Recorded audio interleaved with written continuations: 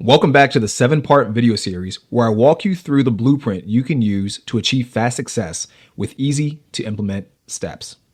I'm Lenny Richardson, founder of Productivity Accelerator, and today we're going to explore how to prioritize effectively.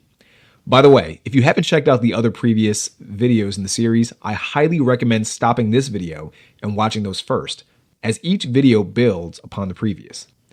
Now, if you have seen the previous videos, welcome back.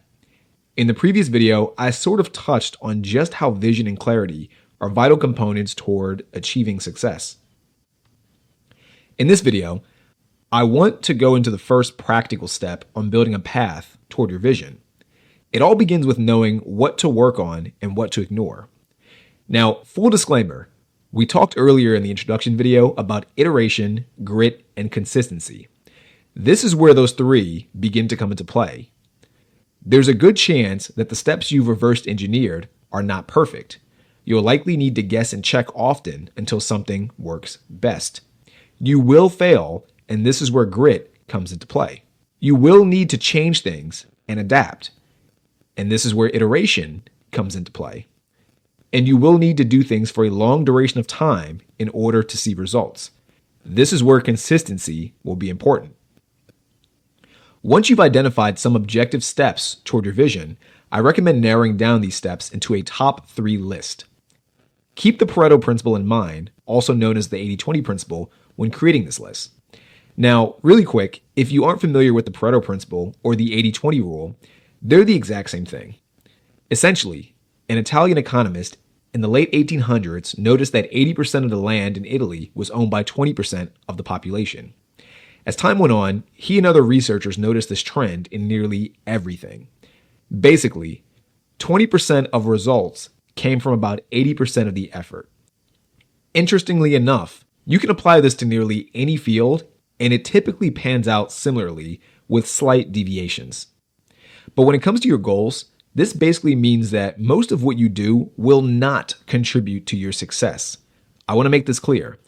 80% of the things you're doing or will do will not contribute to your success. There's really only about 20% of things that will have the most impact on your overall goals. There are a handful of things that will matter the most, and that's where prioritization comes in. By prioritizing your time effectively, you only need to do the handful of tasks that will get you to your vision that you've identified from the first video. Now, let me share a personal story of mine from my own personal life in order to illustrate this point further. Years ago, in 2019, I worked at a law firm as the lead marketing coordinator. One of the first and biggest problems I was tasked with trying to solve was figuring out a way to help the law firm earn more money for less work. Basically, the attorneys were overwhelmed with a high caseload, but the amount of money they received from cases didn't always fit the effort put into a case or client. I asked the main attorney if I can go over their settlements from the previous 5 years and see if I noticed any trends or could come up with any solutions. While going over their settlements, I noticed that the highest and fastest settlements typically came from referrals, basically friends of the attorneys or friends of friends. Because these clients were essentially personally familiar with the attorneys and vice versa, my theory is that they were more receptive to listening to the attorneys, and it made communication simpler and easier, which made cases smoother. On the other hand, the settlements that took the longest and paid the least were clients that came from ads or were just locals that happened to Google us or kind of just stumbled upon the location since we were a local law firm.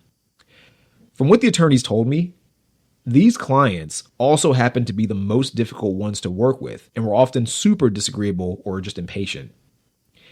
To me, this was it. This was the Pareto principle or the 80-20 principle at play. Most of the highest settling and best clients came from very little effort. Essentially, just knowing more people guaranteed more high quality business, even if the amount of clients were numerically less. On the other hand, more time, more stress, more money, and more effort were put into getting the lower quality clients that only ended up making up a fraction of the overall settlement amounts. Of course, once we identified this variable, it dramatically shifted how we marketed the law firm and what we would spend our time and money on. Now, you should be doing this exact same thing in your own life. This is what it means to prioritize.